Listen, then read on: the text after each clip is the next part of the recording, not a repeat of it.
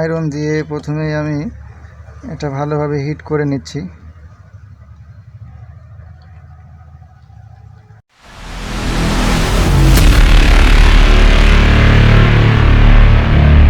আসসালামু আলাইকুম ভিউয়ার্স, আপনারা সবাই কেমন আছেন? আশা করি ভালো আছেন। আজকে আমি আপনাদেরকে দেখাবো যে একটি মোবাইলের ডিসপ্লে কিভাবে আপনারা উঠাবেন বা একটা মোবাইলের ডিসপ্লে কিভাবে খুলবেন।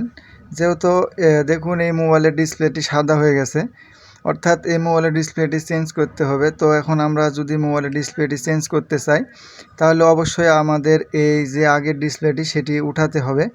তো আমরা খুব সুন্দরভাবে কোনো মাদারবোর্ডের ক্ষতি না করে কিভাবে ডিসপ্লে উঠাতে পারি সেটাই আজকে আমি আপনাদেরকে দেখাবো। তো দেখুন, আমি প্রথমে ডিসপ্লেটি খোলার জন্য মোবাইল খুলব।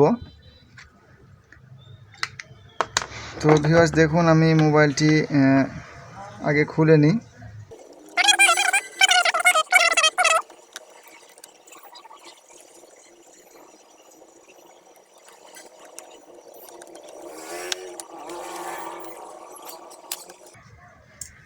তো ভিউয়ার্স, আমাদের মোবাইলের নাট খোলা হয়ে গেছে। এখন আমরা যেগুলো সিম মেমোরি আছে সেগুলো বের করে নেব। বের করার পর এখন আমরা মোবাইলটি ভালোভাবে খুলে নিব। তো দেখুন, আমরা মোবাইলটি খুলে নিলাম। খোলার পর দেখুন, এটাই হচ্ছে আমাদের সেই ডিসপ্লে। তো এই ডিসপ্লে খোলার জন্য আমাদের পিছের এই পার্ট অর্থাৎ এই ক্যাসিংটি না খুললেও হবে। তো এখন আমরা ডিসপ্লেটি খুলব। ডিসপ্লে খোলা খুবই সহজ। যারা জানেন না তারা হয়তো ভাবতে পারেন যে অনেক কঠিন বা অনেক ক্রিটিক্যাল সমস্যা। তো দেখুন, আমি আমার আয়রন দিয়ে প্রথমেই আমি এটা ভালোভাবে হিট করে নিচ্ছি।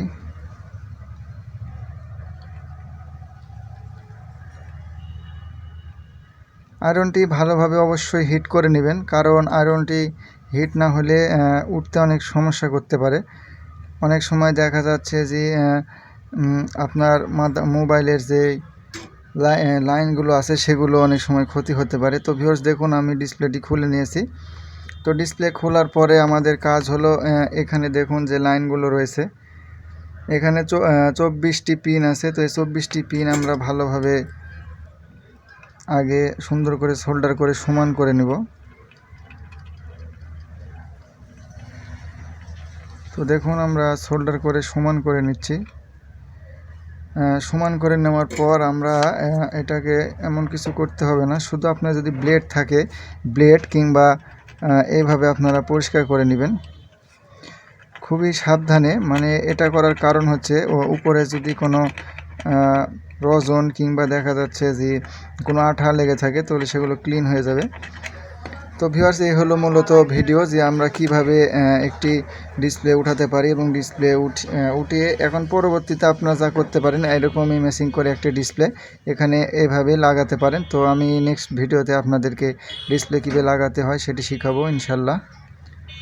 তো ভিডিওটি দেখার জন্য অসংখ্য ধন্যবাদ আপনাদের। ভিডিওটি ভালো লাগলে অবশ্যই একটি লাইক দিবেন।